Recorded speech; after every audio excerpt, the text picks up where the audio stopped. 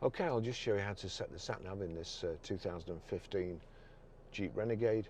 From any screen, we go to nav. If you click on nav, that's just showing the map. So at the moment, if we click it again, the screen comes up, where to.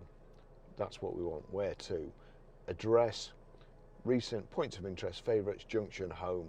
So we want address, spell out town, enter postcode. So enter postcode's the easiest.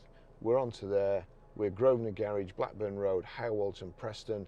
P R, it's defaulted to numbers, 5. Now, we've only got 2 numbers in our postcode, so I'm going to click space, and then I need numbers again. So where's numbers gone? Here we go, 1, 2, 3, 4, onto there. PR5, 4. It's gone back to letters. E, A, you wouldn't need to do that step if your postcode had 3 numbers in it. PR5, 4EA, click on that. It's loading, that's it. The route is being calculated. So we'll just give it a second to calculate the route, but basically, options, save, yes.